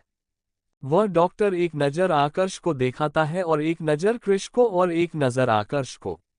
आकर्ष को देखने से उसे डर लग रहा था। आकर्ष बिना किसी भाव के उस डॉक्टर को देख रहा था। उसके कुछ न बोलने पर आकर्ष अपनी भारी आवाज में कहता है, क्या तुम्हें मुहूर्त लगेगा बताने के लिए? मेरे दोस्त ने जो पूछा है उसका जवाब दो। वह डॉक्टर हकलाते हुए कहता है, सर हमने बहुत कोशिश की लेकिन इनको होश नहीं आया, पर उनकी रिकवरी के काफी अच्छी चांसेस हैं, पर हमें ये बताते हुए दुख हो रहा है कि यह कोमा में जा सकती है। पर अच्छी बात यह है कि यह कोमा ज्यादा समय का नहीं होगा। जैसे जैसे इनकी रिकवरी होगी शायद ये कोमा से बाहर आ जाए। हमें इनकी रिकवरी के अच्छे साइन मिल रहे हैं, पर इनका होश में आना अभी पॉसिबल नहीं है। ये सब बोलने के बाद वो आकर्ष की तरफ देखता है। उसे डर लग रहा था क्योंकि आकर्ष ने कल कोमा वाली बात सुनकर ही उसका गला दबाया था। पर आकर्ष को आज इतना शांत देख वह एक गहरी सांस लेता है और क्रिश की तरफ देखता है। ऐश, जिसे डॉक्टर की पूरी बात सुनी थी, उसकी आंखों से आंसू आ जाते हैं। उसे तो विश्वास ही नहीं हो रहा था कि उसकी एक लापरवाही के कारण एक लड़की बेड पर लेट गई है और वह कोमा में भी जा चुकी है। ऐश खुद को दोषी समझ रही थी। आकर्ष ऐश की सिसकी को सुनकर तुरंत उसके पास जाता है और उसे खुद से चिपका लेता। ऐश जो कि बैठी हुई थी वह आकर्ष की कमर पर हाथ डाल अपने सर को उसकी कमर पर रब करते हुए कहती है, मैं बहुत बुरी लड़की हूँ, मेरी वजह से आज उनकी यह हालत है। आकर्ष धीरे धीरे ऐश के सिर पर हाथ फेरते हुए कहता है, तुम खुद को ब्लेम करना बंद करो। तुमने नहीं कहा था उससे, तुम्हें बचाने के लिए वह खुद आई थी और हम बड़े से बड़े डॉक्टर से उसका इलाज कराएंगे, वह जल्दी ही ठीक हो जाएगी और मेरा वादा है ये तुमसे। आकर्ष की बात सुन पहले तो ऐश चिढ़ जाती है, पर उसकी पूरी बात सुनकर उसे उम्मीद जागती है कि आकर्ष कुछ ना कुछ कर उस लड़की को ठीक करवा देगा। आकर्ष क्रिश को इशारा करता है तो क्रिश बाहर जाते हुए अनोखी को ऐश के साथ रहने को बोलता है। आकर्ष ऐश को खुद से दूर कर अनोखी को देखता है तो अनोखी ऐश के पास आ जाती है। आकर्ष क्रिश के पीछे पीछे बाहर आता है। क्रिश और आकर्ष गैलरी के दूसरी तरफ खड़े हुए थे। इस एरिया में ज्यादा कोई आता जाता नहीं था। इस समय आकर्ष सिगरेट की कस ले रहा था और साथ में ही क्रिश उसके हाथों से सिगरेट ले उसे पी रहा था। दोनों एक ही सिगरेट को शेयर कर रहे थे। आकर्ष सिगरेट के एक कस को लेकर धुआं हवा में छोड़ते हुए कहता है, उस लड़की की अच्छे से केयर होनी चाहिए, उसे अच्छे से अच्छे ट्रीटमेंट देने की व्यवस्था करो। उस लड़की ने मेरी बीवी की जान बचाई है और मैंने अपनी बीवी से प्रॉमिस किया है कि मैं उसे ठीक कर दूंगा। आकर्ष के ऐसा कहने पर क्रिश सिगरेट का कस लेकर आकर्ष की तरह आता है और धुएं को हवा में छोड़ते हुए कहता है, मैंने पहले ही नर्स और डॉक्टर को 24 घंटे के लिए हर कर लिया है, वह लोग अल्टरनेट उसका ध्यान रखेंगे और मैंने भाभी के डॉक्टर से भी बात कर ली है, उनका डिस्चार्ज रेडी है, तुम उन्हें घर लेकर जा सकते हो। आकर्ष सिगरेट की कस लेकर उसे नीचे फेंक पैरों से मसलते हुए हाँ में सिर हिला आगे की तरफ बढ़ जाता है। ऐश ने अभी भी उस लड़की का हाथ पकड़ा हुआ था। आकर्ष जिसे उस लड़की से जलन हो रही थी वह तुरंत ऐश के पास आता है और उसका हाथ अलग करते हुए कहता है, घर से फोन आया था, सब तुम्हारा इंतजार कर रहे हैं, हमने डिस्चार्ज पेपर रेडी कर लिए हैं, चलो अब हमें घर चलना है। क्या हम इन्हें घर लेकर नहीं जा सकते, ये यहाँ अकेली क्या करेगी। आकर्ष ऐश की बात सुन एक नज़र बेड पर लेटी लड़की की तरफ देखता है और ना में सर हिला कहता है, घर पर हम अच्छा ट्रीटमेंट नहीं दे पाएंगे, यहाँ डॉक्टर हैं और फैसिलिटी है जो कि सही है, मैंने ऑलरेडी यहाँ के डॉक्टर और नर्स को हायर कर लिया है, वह 24 घंटे हमें उनकी हर पल की खबर देंगे, तुम्हें ज्यादा टेंशन लेने की जरूरत नहीं है, ये हॉस्पिटल में ही ठीक है। आकर्ष की बात सुन ऐश हाँ में सर हिलाती है। आकर्ष ऐश को गोद में उठा वार्ड के बाहर चला जाता है। अनोखी जो कि ऐश के पीछे पीछे जा रही थी, क्रिश उसका हाथ पकड़ते हुए कहता है, तुम कहाँ जा रही हो, तो अनोखी चीरते हुए कहती है, मैं अपनी फ्रेंड के साथ जा रही हूँ, अब यहाँ अकेली रहकर क्या करूँगी।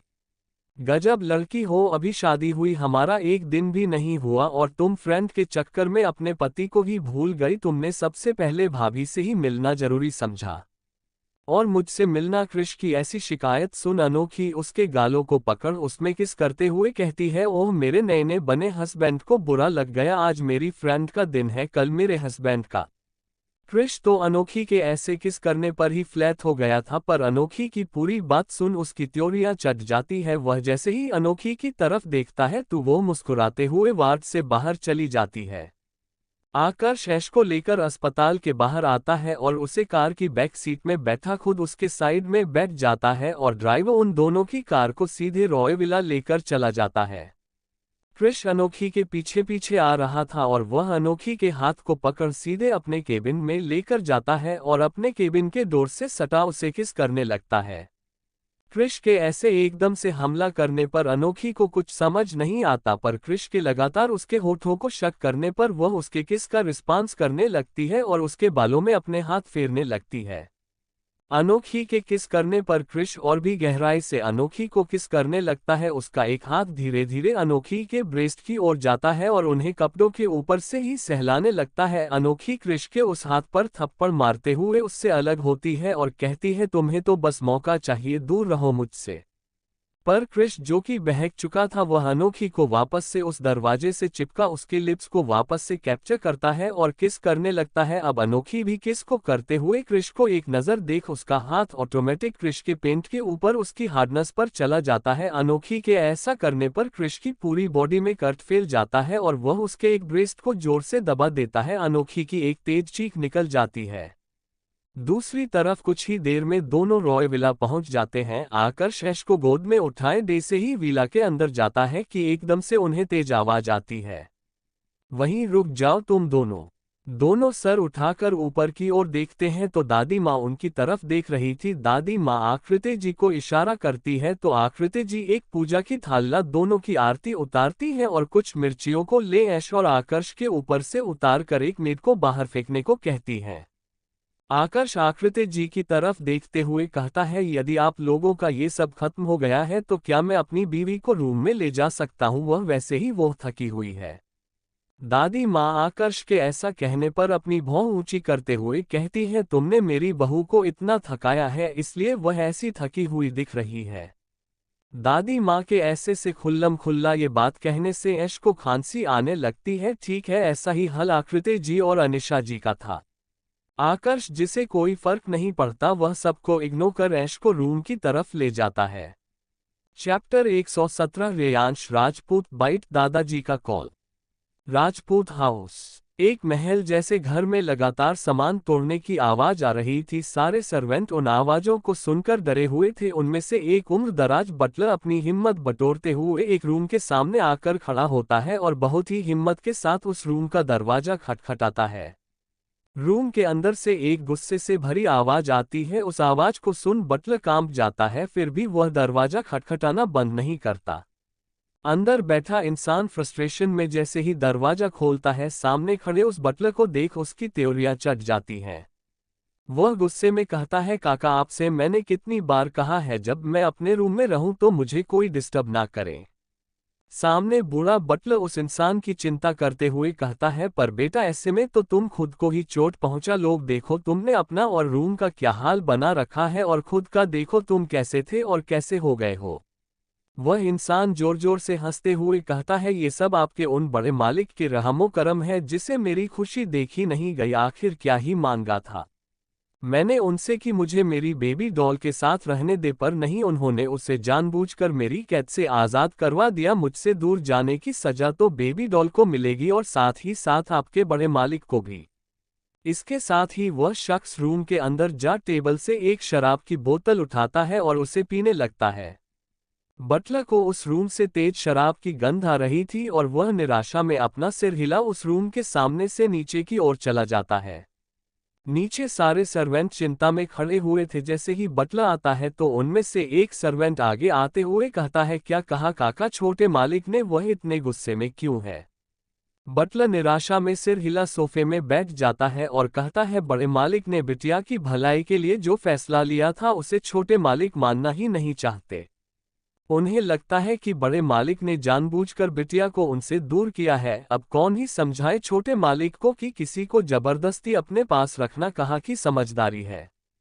पर छोटे मालिक का ऐसा हाल देख मुझे लगता है कि बिटिया उनके पास जब थी छोटे मालिक कितना खुश रहा करते थे, पर हम छोटे मालिक की खुशी को देखते हुए बिटिया का बुरा नहीं सोच सकते हैं। आज बिटिया जहां भी हो खुश हो। उनमें से एक महिला मेड आगे आते हुए अपने आंसुओं को पोंछती है और कहती है, पता नहीं क्यों काका, जब से बिटिया यहाँ से गई हैं मुझे अच्छा नहीं लग रहा। ऐसा लग रहा है जैसी बिटिया बहुत बड़ी मुसीबत में है। शायद इसी का आभान छोटे मालिक को हो गया है। भले ही वह कितने ही निर्दयी हो, पर हम सभी जानते हैं कि वह बिटिया से कितना प्यार करते हैं। बिटिया के न मिलने के कारण ही वह इतने गुस्से में है। तभी उसे महल में एक भारी भरकम आवाज गूंज जाती है। तुम सबको उसकी निराशा दिख रही है, लेकिन उस लड़की का हाल उसने क्या बना रखा था यह नहीं दिख रहा। अरे कैसे आंसुओं के घूंट पीती थी वह लड़की, आज उसके पास नहीं है। तब उसे महसूस हो रहा है कि वह क्या थी, पर जब वह लड़की इसके साथ थी तो इसने कभी कदर की उसकी। और मैंने कुछ गलत नहीं किया है, उस लड़की को भी अपनी जिंदगी जीने का हक है। रेयांश राजपूत को पता चलना चाहिए कि जिस इंसान से हमें प्यार होता है उन्हें हमें प्यार ही करना चाहिए, न कि अपनी पजेसिवनेस और क्रूरता के कारण उन्हें हट करना चाहिए। बटलर रेयांश का पक्ष लेते हुए कहते हैं, पर छोटे मालिक भी कहाँ गलत है। सर, बिटिया शुरू से ही नहीं चाहती थी कि वह उनके साथ रहे, पर छोटे मालिक उनसे प्यार भी तो कितना करते थे।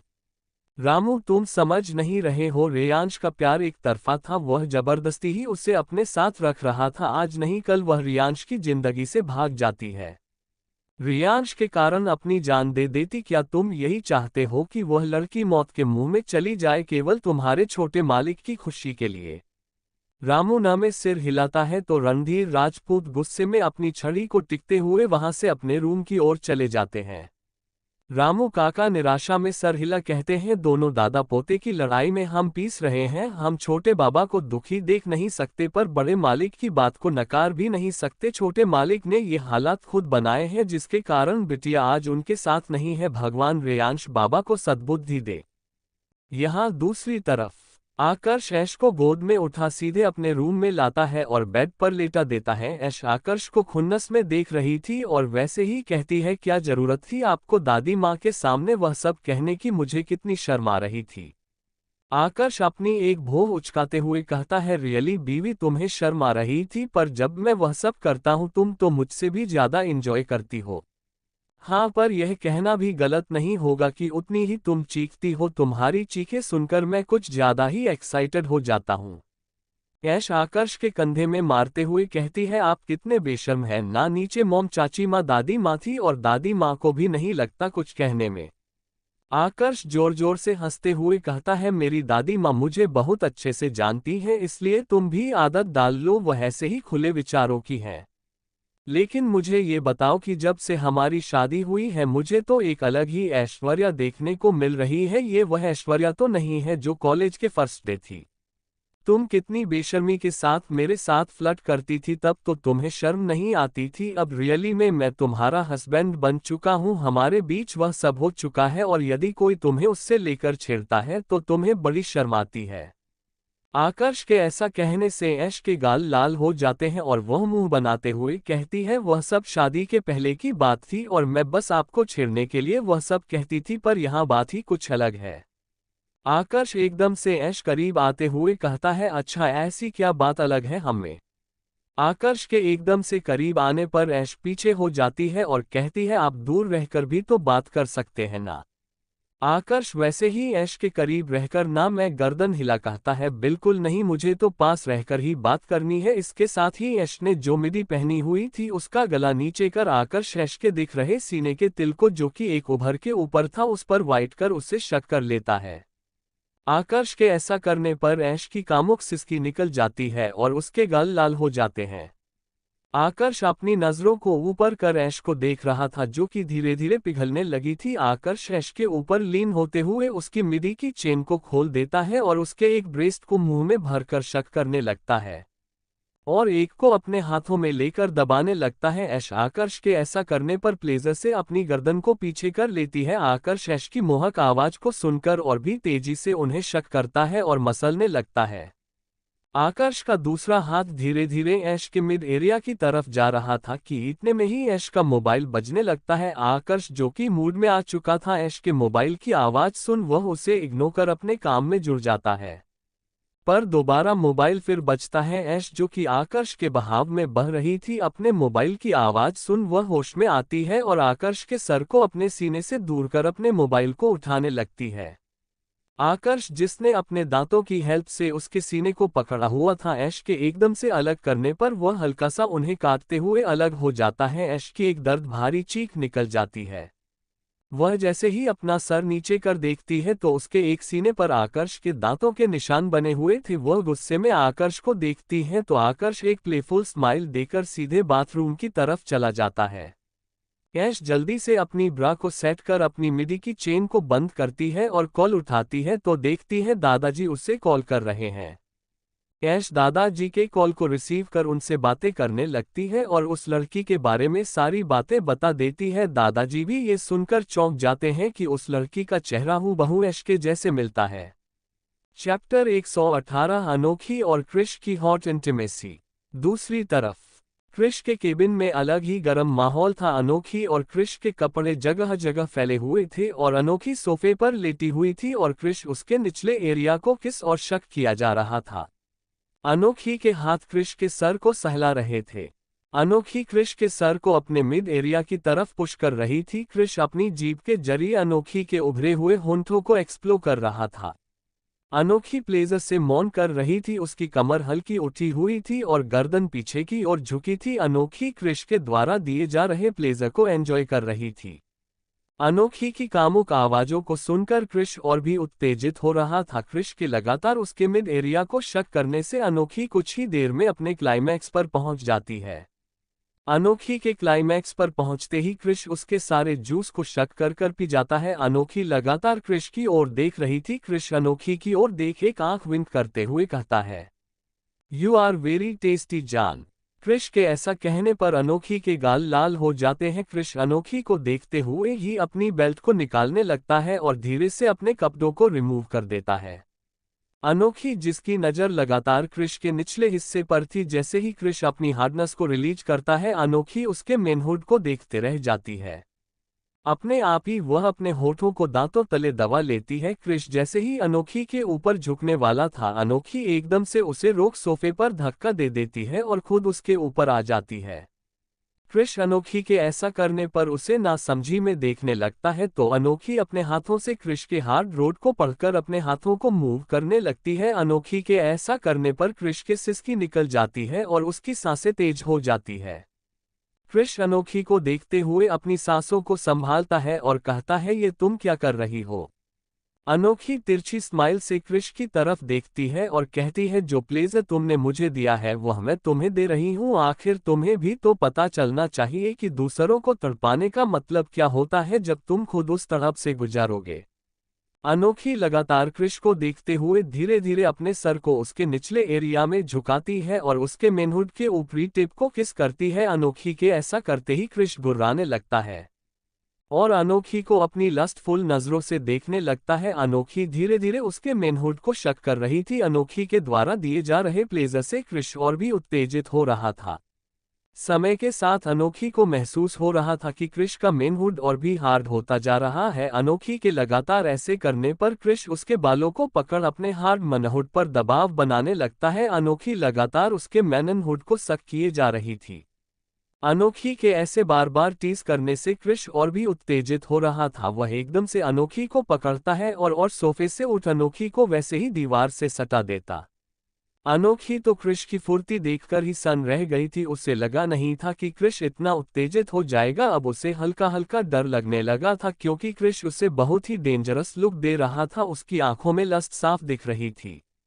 क्रिश अनोखी के ऐसे डरे चेहरे को देखकर तिरछी मुस्कान देता है और उसके एक पैर को अपने कमर में टक करता है और धीरे से उसके सॉफ्टनेस पर अपनी हार्डनेस को रब करता है। अनोखी क्रिश के ऐसा करने पर सिसक जाती है। क्रिश की हार्डनेस को अपनी सॉफ्टनेस में महसूस कर उसे अब हल्का डर लगने लगा था, क्योंकि क्रिश काफी हार्ड हो चुका था। क्रिश अनोखी के ऐसे डरे हुए चेहरे को देख धीरे धीरे खुद को अनोखी के अंदर एंटर करने लगता है। अनोखी की सांस अटक जाती है क्रिश के ऐसा करने से। ये पोजीशन उन दोनों ने ट्राई नहीं की थी, जिससे अनोखी को हल्का हल्का दर्द हो रहा था। क्रिश काफी स्लोली उसे स्वीट टॉर्चर देते हुए खुद को एंटर कर रहा था। वह अनोखी के अंदर पूरा एंटर हो जाता है। अनोखी को क्रिश की हार्डनेस अपने पेट तक महसूस हो रही थी और वह सिसकते हुए क्रिश से कहती है, "ये बहुत डीप है, प्लीज इससे बाहर निकलो, मुझे दर्द हो रहा है।" पर क्रिश वैसे ही तिरछी मुस्कान दिए कहता है, "नो जान, अब ये पॉसिबल नहीं है। अब तो ये तुम्हें चरम सुख देकर ही बाहर आएगा।" इसके साथ ही क्रिश अपनी कमर को मूव करने लगता है। क्रिश के ऐसा करने पर अनोखी और भी चिल्लाने लगती है। उसकी ऐसी मनमोहक आवाजों को सुन क्रिश और भी उत्तेजना के साथ अपनी कमर को मूव कर रहा था। अनोखी के हाथ क्रिश की पीठ पर लिप चुके थे। अनोखी और क्रिश की बॉडी में बिल्कुल भी डिस्टेंस नहीं था। क्रिश अनोखी को सामने से फोर्स दे रहा था और पीछे दीवार के कारण अनोखी दोनों के बीच में फंस कर रह गई थी। क्रिश लगातार अपनी कमर को मूव किए जा रहा था। अनोखी के अपने पैरों में कांप कपी महसूस होती है और वह हल्का लड़खड़ा आने लगती है, जिसे महसूस कर क्रिश अनोखी को वैसे ही होल्ड किया उसके दूसरे पैर को भी अपनी कमर में टक्कर लेता है और सीधे अनोखी को अपनी टेबल के पास ले जाता है और अपने टेबल के ऊपर सामानों को अपने हाथ से दूर कर अनोखी को उसमें लेटा देता और उसके दोनों पैरों को अपने सीने में रख तेजी से अपनी कमर को मूव करने लगता है। अनोखी की पूरी बॉडी मूव कर रही थी। क्रिश काफी तेजी से उसके अंदर मूव कर रहा था, जिससे अनोखी की सिसकियां लगातार बंधी हुई थी। अनोखी को दर्द भी हो रहा था, लेकिन क्रिश के ऐसा करने पर उसे मजा भी आ रहा था। दोनों अपनी इंटीमेसी को एंजॉय कर रहे थे कि कुछ ही देर में क्रिश अपने क्लाइमैक्स पर पहुंच जाता है, पर क्रिश अनोखी के अंदर रिलीज होने से पहले ही अपने हार्डनेस को उसकी बॉडी से अलग करता है। अनोखी, जो कि क्रिश की दिए जा रहे स्वीट प्लेजर को एंजॉय कर रही थी, एकदम से क्रिश के बाहर आने पर उसे वह ना समझी में देखने लगती है और चिढ़कर कहती है, क्या हुआ?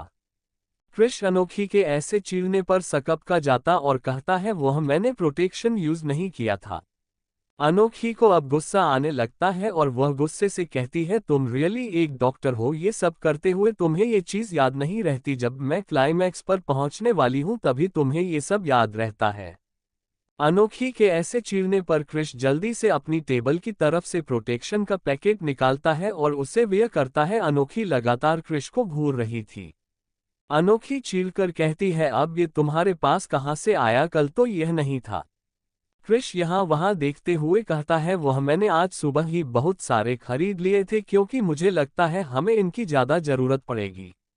तो तुमने यहाँ क्यों खरीद के रखे हुए हैं? क्या तुम हमेशा मेरे साथ इंटीमेशन अपने केबिन में ही करोगे क्या? तो क्रिश सकपकाते हुए कहता है, ऐसा कुछ नहीं है, पर कभी भी हमारा मूड बन सकता है, इसलिए मैं यहाँ भी रख लिए हैं और अपने घर में भी रख लिए हैं। क्रिश बातों में ही लगा हुआ था, तो अनोखी चीरकर कहती है, अब तुम करना स्टार्ट करोगे कि बातों में ही लगे रहोगे? अनोखी के ऐसे चिल्लाने पर क्रिश जल्दी से उसके पास आता है और अपनी हार्डनेस को उसकी सॉफ्टनेस में एंटर करता है। क्रिश के ऐसे एकदम से एंटर होने पर अनोखी की चीख निकल जाती है और वह क्रिश को घूरने लगती है। तो क्रिश कहता है, तुमने ही कहा था कि तुम कंट्रोल नहीं कर पा रही हो, इसलिए मैंने जल्दबाजी में बिना देर किए पुश कर दिया। अनोखी क्रिश के ऐसा कहने पर बस उसे घूरती रहती है, तो क्रिश जल्दी से अपनी कमर को मूव करने लगता है। अनोखी, जो कि लगातार क्रिश को घूर रही थी, उसके ऐसा करने पर प्लेजर से उसकी आंखें बंद हो जाती हैं और वह अपनी लव मेकिंग को एंजॉय करने लगती है। करीब 2 घंटे बाद दोनों एक दूसरे से चिपक कर सोफे पर लेटे हुए थे। अभी भी क्रिश अनोखी के अंदर ही था, पर वह कुछ कर नहीं रहा था, वह बस अनोखी को महसूस कर रहा था। अनोखी और क्रिश दोनों ने ही कपड़े नहीं पहने थे। फिर अनोखी सोफे पर लेटी हुई थी और क्रिश उसके ऊपर लेटा हुआ था, उसके सीने को एक हाथ से पकड़े और दूसरे को अपने मुंह में लिए था। अनोखी, जो कि थकान के कारण सो गई थी, क्रिश का मन अभी भी नहीं भरा था, वह लगातार अनोखी के उभारों को सक किए जा रहा था। धीरे धीरे क्रिश वापस से हार्ड होने लगता है। क्रिश, जो कि अभी भी अनोखी के अंदर था, वह अनोखी को डिस्टर्ब ना करते हुए बहुत धीरे धीरे अपनी कमर को मूव करने लगता है। क्रिश के ऐसा करने पर अनोखी हल्का कसमसा जाती है, लेकिन ज्यादा ही थके होने के कारण वह वापस सो जाती है। क्रिश काफी सॉफ्टली उसके साथ इंटीमेट हो रहा था। अब ये तो क्रिश जानता था कि वह कितने रिस्क के साथ यह sweet and soft love making कर रहा था। चैप्टर 119 हॉट बॉडी गर्लफ्रेंड जलन। अनोखी सोफे पर थक कर लेटी हुई थी। वह बिल्कुल बेहोशी की हालत में पहुंच गई थी। इतनी हॉट लव मेकिंग के बाद उसमें बिल्कुल भी ताकत नहीं थी। क्रिश, जो कि अनोखी के ऊपर लेटा हुआ था, उसका मन अभी भी नहीं भरा था। वह अनोखी के साथ दोबारा इंटीमेट होना चाहता था, पर अनोखी को ऐसे थका हुआ देख वह चुपचाप उसके ऊपर ही लेटा हुआ उसे निहारे जा रहा था। पर अनोखी की नेकेड बॉडी उसकी बॉडी से टच हो रही थी, जिसके कारण उसकी बॉडी में हॉट रिएक्शन कर रही थी, जिससे क्रिश की बॉडी वापस से हार्ड होने लगती है। अभी भी क्रिश अनोखी के अंदर ही था। उसने अपने रिलीज के बाद खुद को अनोखी की बॉडी से अलग नहीं किया था।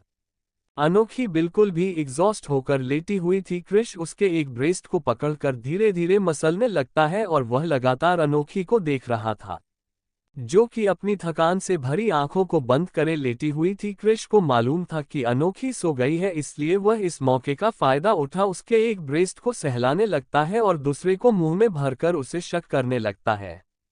क्रिश के ऐसा करने से अनोखी हल्का कसमसाने लगती है, तो क्रिश उसकी ब्रेस्ट को शक करना छोड़ बिल्कुल शांत होकर लेट जाता है। उसे अनोखी से डर लग रहा था, कहीं अनोखी गुस्से के कारण उसे खुद के ऊपर से हटा ना दे, पर क्रिश को अभी भी अनोखी की बॉडी की नीड थी। वह अभी तक फुल सेटिस्फाइड नहीं हुआ था। अनोखी वापस से सो जाती है, तो क्रिश वापस से उसके ब्रेस्ट को मुंह में भरकर सक करने लगता है। उसके मेनहुड वापस से हार्ड होने लगता है और उसके शरीर में गर्मी भरने लगती है। क्रिश जो कि अनोखी के अंदर ही था वह धीरे धीरे अपनी कमर को मूव करते हुए थ्रस्ट करने लगता है। अनोखी जो कि आराम से सो रही थी अपनी बॉडी में हो रही हलचल को महसूस कर वह धीरे से अपनी आंखें खोलती है तो उसे पता चलता है क्रिश लगातार उसके ब्रेस्ट को शक करते हुए धीरे धीरे मूव हो रहा था। अनोखी जो कि क्रिश ऐसा करने से वापस से उत्तेजित हो गई थी पर उसे दर्द भी हो रहा था पर फिर क्रिश के इतने सॉफ्टली पेश आने के कारण वह मौन करने लगती है। अनोखी की मौन को सुन क्रिश और भी एग्रेसिव होकर थ्रस्ट करने लगता है। क्रिश के ऐसे एग्रेसिव होकर थ्रस्ट करने से अनोखी प्लेजर से चिल्लाने लगती है, उसे अपनी सॉफ्टनेस दर्द हो रहा था। वह गुस्से में क्रिश की तरफ देखती है जो कि प्लेफुल नजरों से उसे ही देख रहा था। अनोखी गुस्से में उसे कहती है तुम सच में एक बीस्ट हो, अभी हमने इतनी देर लव मेकिंग की, तुमने थके नहीं, आखिर इतना स्टैमिना लाते कहाँ से हो। क्रिश स्मिर्क के साथ अनोखी को देखते हुए कहता है मेरे स्टैमिना को देखकर तुम्हें तो मखुश होना चाहिए कि तुम्हारे हस्बैंड के पास इतना स्टैमिना है। देखो तुम्हारे चेहरे पर थकान साफ दिख रही है पर तुम मुझे खुद के अंदर फील करके एंजॉय भी कर रही हो जो कि तुम्हारी वेट सॉफ्टनेस से मुझे महसूस हो रहा है, तुम कितना बुरी तरह मुझे अपने अंदर महसूस करना चाहती हो। क्रिश के ऐसा कहने से अनोखी के गाल लाल हो जाते हैं और वह उसके कंधे पर थप्पड़ मारते हुए कहती है क्रिश तुम मुझे गुस्सा दिला रहे हो, चुपचाप मेरे अंदर से बाहर आओ। क्रिश जो कि कुछ ज्यादा ही एक्साइटेड हो गया था वह अनोखी के ब्रेस्ट को काटते हुए कहता है ये पॉसिबल नहीं हो सकता बीवी, और इसके साथ ही क्रिश काफी डीप तरीके से थ्रस्ट करने लगता है। अनोखी को क्रिश की हार्डनेस अपने पेट पर महसूस हो रही थी, वह क्रिश का नाम लेकर प्लेजर से चिल्लाते हुए कहती है आह क्रिश इट्स सो डीप। अनोखी के ऐसा कहने पर क्रिश तिरछी मुस्कान लिए कहता है यू लाइक इट बीवी। इसके साथ ही वह कई बार और तेजी से थ्रस्ट करता है। अनोखी को क्रिश की हार्ड सॉफ्ट गहराई से महसूस हो रही थी जिसके कारण वह और भी प्लेजर से मौन करने लगती है। अनोखी के ऐसे रिएक्शन पर क्रिश और भी ज्यादा एक्साइटेड होकर उसके एक पैर को उठा अपने कंधे पर रखता है और तेजी से थ्रस्ट करने लगता है। अनोखी लगातार क्रिश का नाम लेकर मौन कर रही थी। अनोखी के मुंह से इतनी सेडिक्टिव वे में अपना नाम सुन क्रिश काफी उत्तेजित हो गया था। वह बिल्कुल रफ तरीके से अनोखी के साथ पेश आ रहा था। करीब 1 घंटे बाद क्रिश अनोखी के अंदर ही खुद को रिलीज करता है। अब अनोखी की हालत बहुत ही खस्ता हो गई थी, एक तो इतनी लॉन्ग इंटीमेसी, उसके बाद वापस से क्रिश को झेलना उसके लिए नामुमकिन ही था। क्रिश उसे गोद में उठा अपने बाथरूम में लेकर जाता है और बाथटब में गर्म पानी भर अनोखी को लेकर टब में बैठ जाता है। गर्म पानी से भरे बाथटब में अनोखी को काफी अच्छा महसूस हो रहा था। क्रिश लगातार उसके निचले एरिया को सहला रहा था जिससे अनोखी को आराम मिल रहा था। करीब आधा घंटा अच्छे से बात लेने के बाद क्रिश अनोखी को गोद में उठा रूम में लेकर आता है। क्रिश ने पहले ही अनोखी के लिए एक्स्ट्रा कपड़ों का इंतजाम कर लिया था क्योंकि वह जानता था कि एक बार अनोखी के करीब आने के बाद वह दोबारा खुद को रोक नहीं पाएगा। इसलिए उसने अपने हॉस्पिटल के केबिन में पहले ही सारी व्यवस्थाएं कर ली थी। अनोखी जो कि गहरी नींद में चली गई थी। क्रिश अनोखी को एक नज़र देख उसे उसके कपड़े पहनाने लगता है। अनोखी में हाथ हिलाने की भी ताकत नहीं थी, वह चुपचाप क्रिश जो कर रहा था उसे करने दे रही थी। अनोखी को कपड़े पहनाने के बाद क्रिश खुद अपने कपड़े चेंज करता है और अनोखी को गोद में उठा पार्किंग एरिया से कार निकाल लूथरा विला की ओर मोड़ देता है।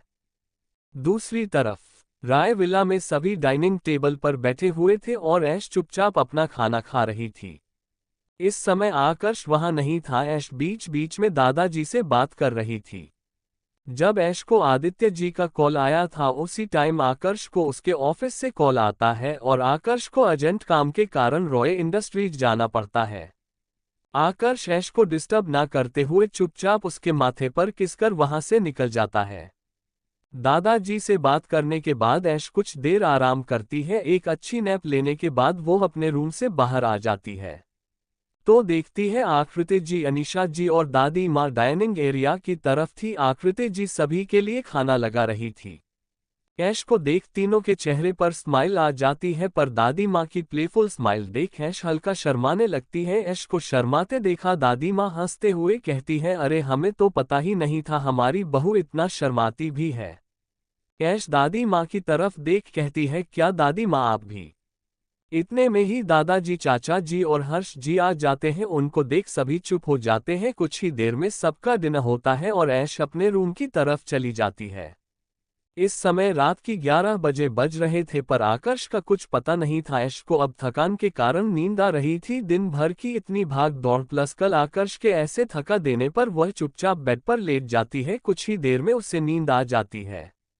सुबह का समय। अपनी अलार्म की आवाज सुन ऐश हड़बड़ाते हुए उठती है और उसकी नज़र अपने बाजू में जाती है जहां पर एक भी सिलवटें नहीं थी। उसे समझते देर नहीं लगती कि आकर्ष रात भर घर नहीं आया है। उसके चेहरे पर चिंता की लकीरें आ जाती हैं। आखिर आकर्ष रात भर था कहाँ? ऐश आकर्ष का नंबर ट्राई करती है। एक बार रिंग जाने के बाद कोई कॉल नहीं उठाता तो ऐश दोबारा कॉल करती है।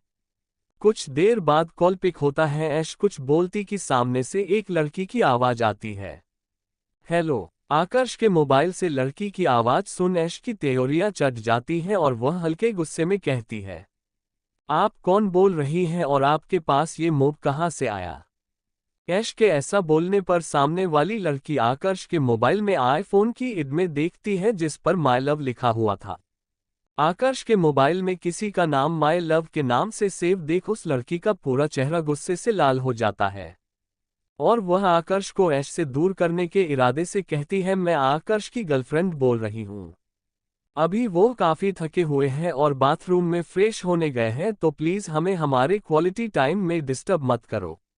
सामने वाली लड़की के मुंह से ये सुनकर कि वो आकर्ष की गर्लफ्रेंड बोल रही है और दोनों साथ में टाइम स्पेंड कर रहे हैं, ऐश का चेहरा गुस्से से लाल हो जाता है।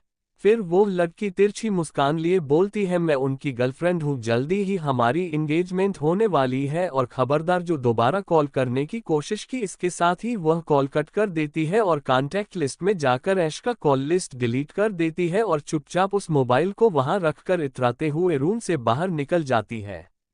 उस लड़की के ऐसा करने पर ऐश गुस्से से लाल हो जाती है और वह उठकर सीधे बाथरूम की ओर जाती है। इस बार उसने सोच लिया था कि वह आकर्ष को इतनी आसानी से जाने नहीं देगी। चैप्टर 120। ऐश आकर्ष के ऑफिस में। ऐश अपने मोबाइल को काटा देख उसे बेड पर पटकते हुए गुस्से में बेड से उठती है और सीधे बाथरूम में चली जाती है। ऐश शावर के नीचे खड़ी अपने हाथों की मुट्ठियां बंद कर अपने गुस्से को शांत कर रही थी। ऐश लगातार उस कॉल के दूसरी तरफ वाली लड़की के बारे में सोच रही थी कि आखिर उसने खुद को आकर्ष की गर्लफ्रेंड कैसे कहा। क्या आकर्ष उसे चीट कर रहा है?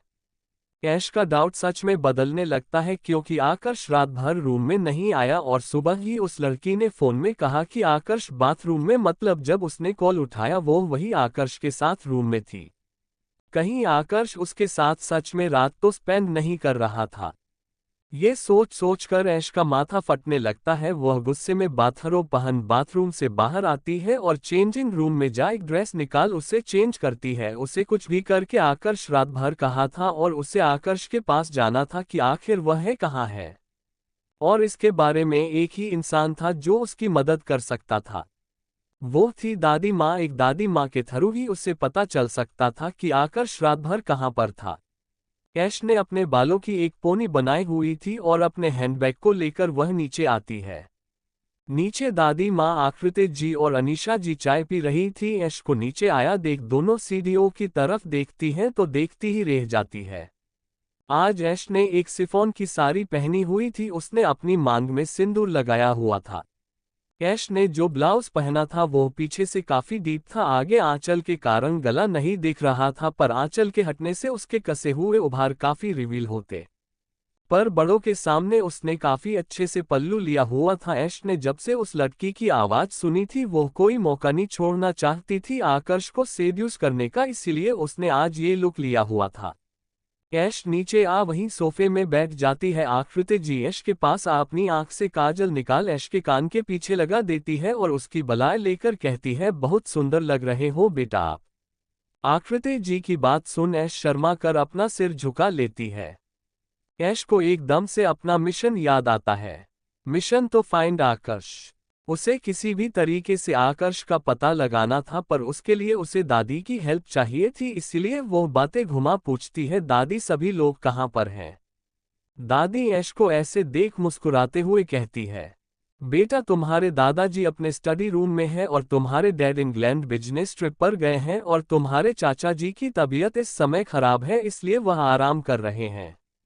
दादी माँ ऐश की तरफ देखते हुए कहती है, बेटा तुम्हें देखकर लग नहीं रहा कि आज तुम कॉलेज जाएगी। फिर ऐश के चेहरे को देखती है जिसमें थकान साफ थी, पर उसके चेहरे की चमक कम नहीं हुई थी। क्या हुआ बेटा, तुम बहुत थकी थकी सी लग रही है, रात को नींद नहीं है आई क्या अच्छे से? दादी माँ के ऐसे कंसर्न से पूछने पर ऐश उनकी बात का जवाब देते हुए कहती है, नींद आ रही थी दादी माँ, लेकिन मैं आपके पोते का इंतजार कर रही थी, वह काफी रात तक नहीं आए, जिसके कारण मैं काफी देर तक जागती रही। ऐश की बात सुन दादी माँ की त्योरी चढ़ जाती है और वह आकृति जी की तरफ देखते हुए कहती है, बहू आकर्ष रात को घर नहीं आया क्या? दादी माँ की बात सुन आकृति जी कहती है, जी माँ, आकर्ष रात को नहीं आया है, मैंने उसके लिए खाना फ्रिज में रखवाया था, पर वह खाना वैसे ही रखा हुआ है। ये नालायक लड़का कभी अपनी हेल्थ को लेकर सीरियस नहीं रहता है, हमेशा काम काम फिर चिढ़ते हुए आखिर रात भर था कहाँ, उसे लगता नहीं है कि अभी उसकी नई नई शादी हुई है, उसकी बीवी परेशान हो रही होगी। आए घर फिर बताती हूँ मैं। आकर्ष को डांट पड़ता सुन ऐश मन ही मन खुश होती है, वह मासूम चेहरा बनाते हुए कहती है, देखो ना दादी माँ, मेरी तबीयत सही नहीं है और यह मुझे रात भर ऐसे ही अकेला छोड़कर चले गए। मैं उनके लिए परेशान होती रही। दादी माँ तुरंत अपना मोबाइल उठा आकर्ष के पीए को कॉल करती हैं, जो कि मीटिंग में था। वो अपनी बड़ी मैडम का कॉल आया देख तुरंत बाहर आ जाता है और कॉल उठाता है। दादी माँ उससे आकर्ष के बारे में पूछती है। दादी माँ को बताता है कि आकर्ष अभी रॉय इंडस्ट्रीज में है। कंपनी में बोर्ड ऑफ डायरेक्टर्स की मीटिंग थी, इसलिए मीटिंग की तैयारी कर रहे थे। कॉल कट होने के बाद दादी माँ ऐश को सारी बात बताती हैं। ऐश को किसी भी तरीके से आकर्ष के ऑफिस जानना था, आखिर वह जानना चाहती थी कि आकर्ष का फोन किस लड़की ने उठाया था और वह खुद को आकर्ष की गर्लफ्रेंड क्यों कह रही थी। इसलिए वह अपना भोला चेहरा बनाते हुए दादी माँ से कहती है, दादी माँ, आज मेरा मन कॉलेज जाने का नहीं है, प्रोफेसर भी आज कॉलेज नहीं जाएंगे और अनोखी की तबीयत भी सही नहीं है, कल मैं वैसे ही अनोखी के बिना बोर हो गई थी, क्यों ना मैं आज कंपनी चली जाऊं, मैं कभी कंपनी गई भी नहीं हूं, इसी बहाने घूम आऊंगी और मेरा मन भी लग जाएगा। ऐश की बात सुन दादी माँ एक मेड के जरिए ड्राइवर को बुलाने हैं बोलती है और ड्राइवर से ऐश को कंपनी ले जाने कहती है। दादी माँ की बात सुन ऐश खुश हो जाती है और जल्दी से उन्हें गले लगाते हुए कहती है, थैंक यू दादी माँ। ऐश को इतना खुश देख अनिशा जी और आकृति जी मुस्कुराने लगती हैं। ऐश सभी से गले मिल घर से बाहर निकल कार में बैठ कंपनी की ओर निकल जाती है। अभी बोलो आधे रास्ते ही पहुंचे थे कि ऐश ड्राइवर को एक मॉल में चलने कहती है। ऐश की बात सुन ड्राइवर कंफ्यूजन में उसकी तरफ देखता है तो ऐश उसे आंखें दिखाते हुए कहती है, जितना कहा है उतना करो, मुझे माल लेकर चलो। ड्राइवर ऐश की बात सुन एक लग्जरियस मॉल में गाड़ी रोकता है। ऐश उसे पार्किंग एरिया में वेट करने बोल मॉल के अंदर चली जाती है और वहां क्लॉथ सेक्शन की ओर जा एक अच्छी सेक्सी सी ड्रेस खरीद लेती है। वो ड्रेस बहुत सेक्सी थी, डमी ने पहना हुआ था, उसमें वह बहुत ही सेक्सी लग रही थी। उस ड्रेस में ऊपर के एरिया में डमी के उभार साफ दिख रहे थे, वह ड्रेस थाई तक की थी। यदि ये ड्रेस ऐश ने पहनी तो वो बहुत सेक्सी लगेगी। ऐश उसे लेकर पार्किंग एरिया की ओर चली जाती है। कार में बैठ वो लोग कंपनी की ओर निकल जाते हैं। करीब 20 मिनट में कार रॉय इंडस्ट्रीज पहुंच जाती है। ऐश ड्राइवर को कार पार्क करने कहती है। ड्राइवर ऐश को मना करते हुए कहता है, मैडम मैं आपको साहब के केबिन तक ले चलता हूँ, ये जगह नहीं है आपके लिए। उसके ऐसा कहने पर ऐश उसे मना करते हुए कहती है, नहीं आप जाए, मैं चली जाऊंगी। कार से नीचे उतर रिसेप्शनिस्ट एरिया को इग्नोर कर ऐश एलिवेटर की तरफ जाने लगती है। रिसेप्शनिस्ट जो अपने सामने से एक सुंदर है कर लेडी जाते हुए देखती है तो ऐश को रोकते हुए पूछती है, एक्सक्यूज मी, आपको किससे मिलना है? ऐश उसके सामने आते हुए कहती है, क्या मैं जान सकती हूँ यहाँ के सीईओ का केबिन कौन सा है और किस फ्लोर पर है?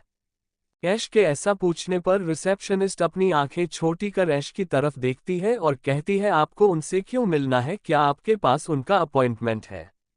अपॉइंटमेंट की बात सुन ऐश अपनी एक भौं उठाते हुए मन में कहती है, अपने ही हस्बैंड से मिलने के लिए मुझे अपॉइंटमेंट की कब से जरूरत पड़ने लगी। ऐश को कुछ न बोलता देख वो एम्प्लॉय ऐश का मजाक उड़ाते हुए बाजू वाली सहकर्मी से कहती है, देख रही हो पूजा, इस लड़की को शादीशुदा होकर भी हमारे सीईओ को लाइन देने चली आई। फिर इतराते हुए, जाओ जाओ यहाँ से, तुम जैसी दो कोड़ी की औरतें अपनी बॉडी की नुमाइश करने आए दिन आती रहती है कि किसी दिन हमारे सीईओ की नजरें इन जैसी स्लट पर चली जाए। खुद के लिए स्लट सुन ऐश की हाथों की मुट्ठियां कस जाती है और वो खींचकर एक थप्पड़ उस एम्प्लॉय को लगा देती है। ऐश के ऐसा करने पर उसका चेहरा एक तरफ झुक जाता है और नीचे सभी लोग उसी तरफ देखने लगते हैं। Thank you. आपको नोवेल कैसा लगा कमेंट करें। नेक्स्ट पार्ट देखने के लिए चैनल को सब्सक्राइब करें। Thank you.